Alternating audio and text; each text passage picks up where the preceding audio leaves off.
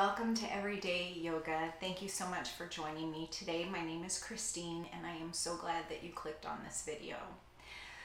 As many of you know, I have recently moved, and one of the most fun parts of moving, and I say that ironically, sarcastically, however you want to take it, is hanging all of the paintings and the photos of family, figuring out where everything goes, and then having your partner hold it up and say, is here good? Is it level? And you say, no, just a little more to the left, just a little to the, no, it needs to be higher.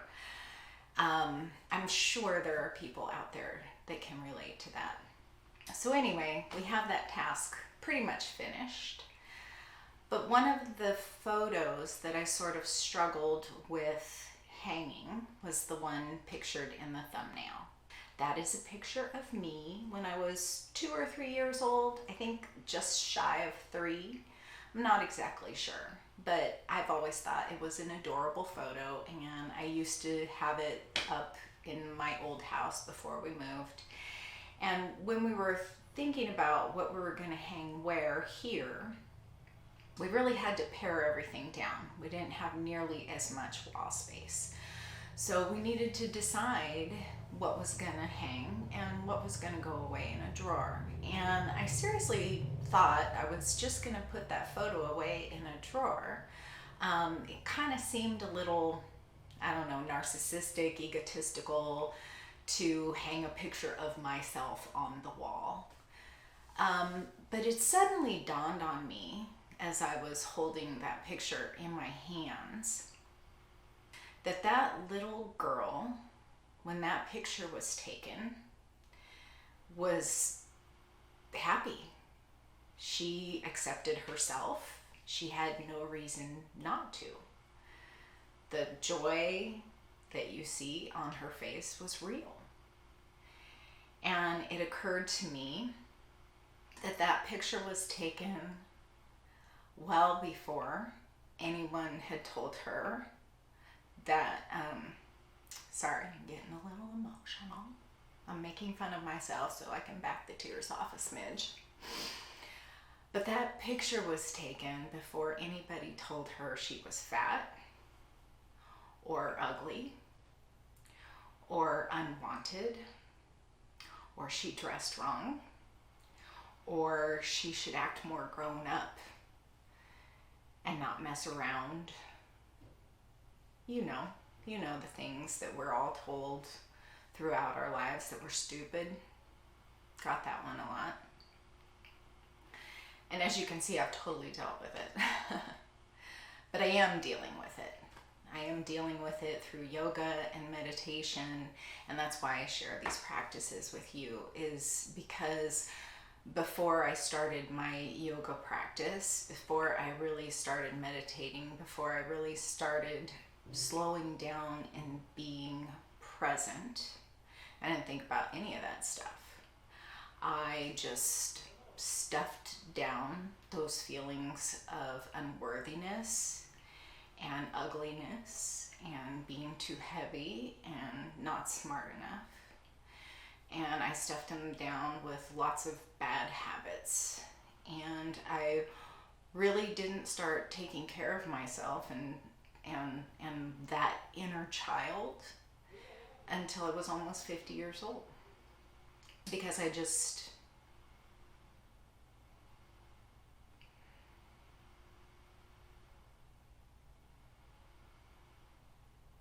didn't even acknowledge that it was real.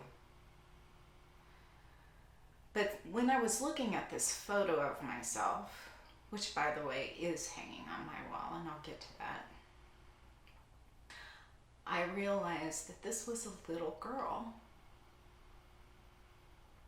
A little girl who is worthy of love and worthy of belonging, worthy of joy and self-love and self-acceptance. And so today I invite you to come with me on a meditation that might be a little bit difficult but definitely worthy. One that will help you, hopefully, as it helped me, recognize that child within, and that I'm a grown-up now, and it's my job to take care of her. Nobody else can do that. I can do that though. So I invite you to close your eyes. I almost always close my eyes when I practice yoga or meditation, if possible. But closing my eyes really helps me to go within, to disregard as much outward stimuli as is possible in our very busy, overstimulated world. If closing your eyes is not comfortable for you, feel free to just take a soft gaze. Maybe find a point on the floor out in front of you. And let's just take a deep breath together.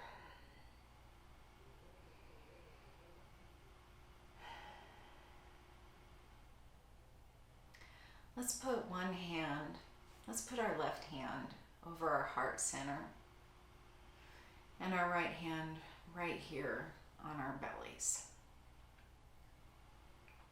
You could do this meditation lying down if you like, or sitting in a soft chair or on a couch. I choose to do it on my meditation pillow that my son and daughter-in-law bought for me for my birthday. I'm also wearing an old jacket of my kid's, who's now 30, that he used to wear when he was a teenager, because it brings me joy. So sitting somewhere that you're comfortable, maybe that brings you joy, maybe by a favorite window or with your pet in your lap, your furry family member. Just notice your breath. Notice how the air flows in and out of your nostrils as you inhale and exhale. And just bringing the attention right here to the body right now. And where our left hand is over our hearts, let's think about what's going on inside there. That amazing heart that is pumping blood all through our body, delivering nutrients and oxygen, delivering life. And with our right hands on our bellies, let's think about that belly, where we process those nutrients, where we digest. We take food in and eventually out.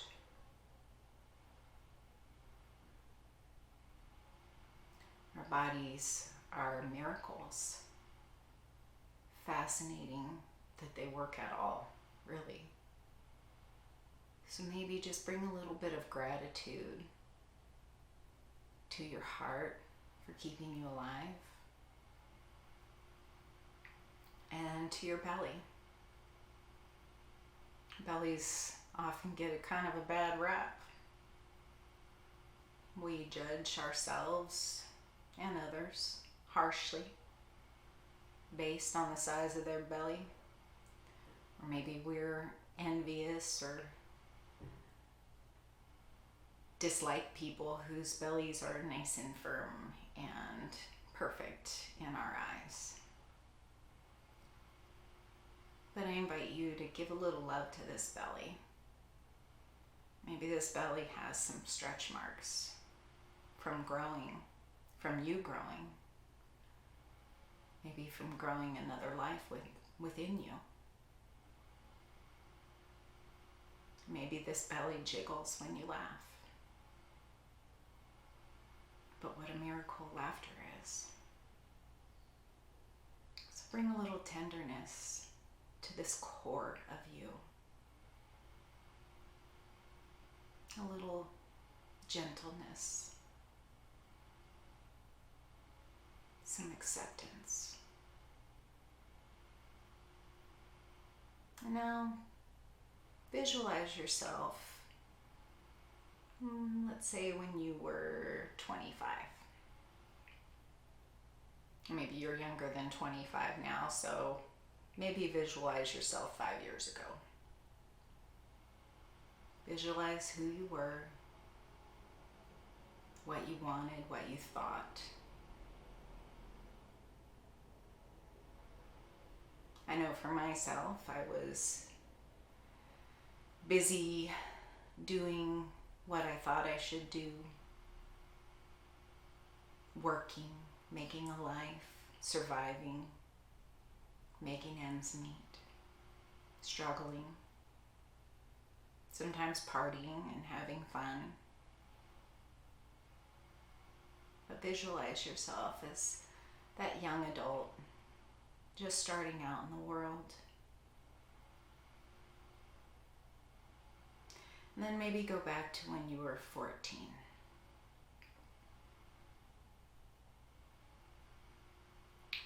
Was a very difficult age for me, and I think it probably was for a lot of people. But visualize yourself as this new teenager, maybe in middle school or high school, trying to fit in or be cool, experimenting with taboo things, or maybe trying your hardest to be good, what your parents told you was good.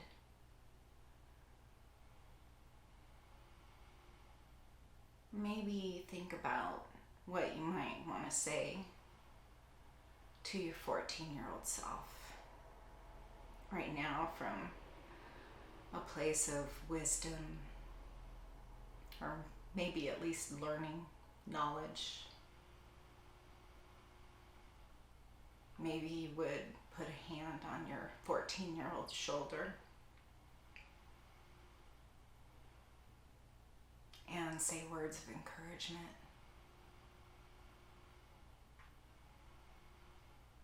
Maybe you would tell them it's gonna be okay.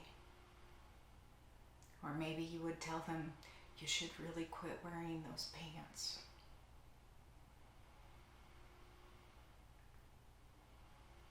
But maybe you would just tell them you love them.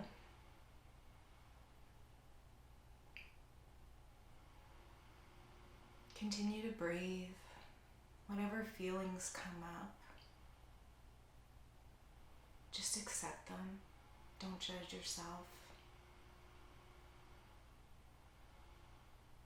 Just let it be what it is. Inhale fully into that belly, knowing that that belly belonged to that 14-year-old.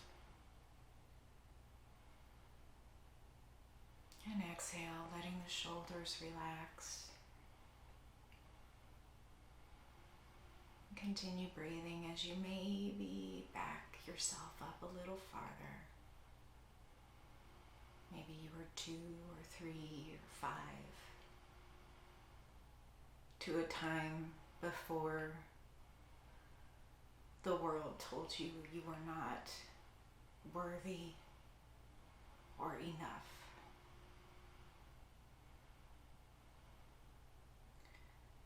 Maybe you would have that kid sit on your lap and tell them a story. Maybe you would wrap your arms around that kid. But I invite you, whatever you want to do, whatever you visualize here, to tell that kid, I got you. I've got you. I am going to take care of you. You are mine, and I am yours, and we will always have each other.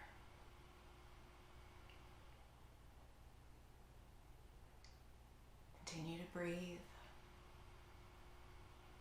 If your arms are getting tired, feel free to put your palms on your knees or resting on your ribs if you're lying down.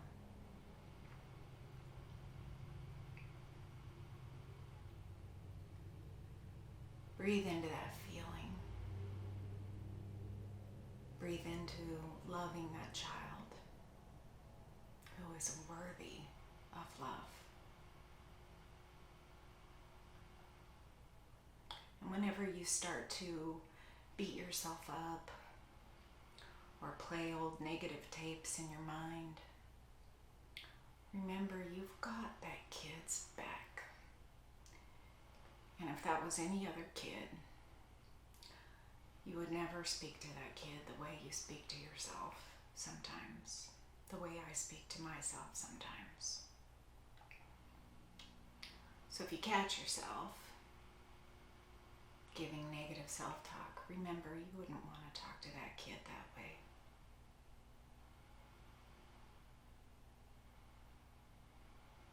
Maybe take a moment, sometime when you have a chance, to go pull out some old photographs of yourself when you were little. We can do right by ourselves. It's not too late.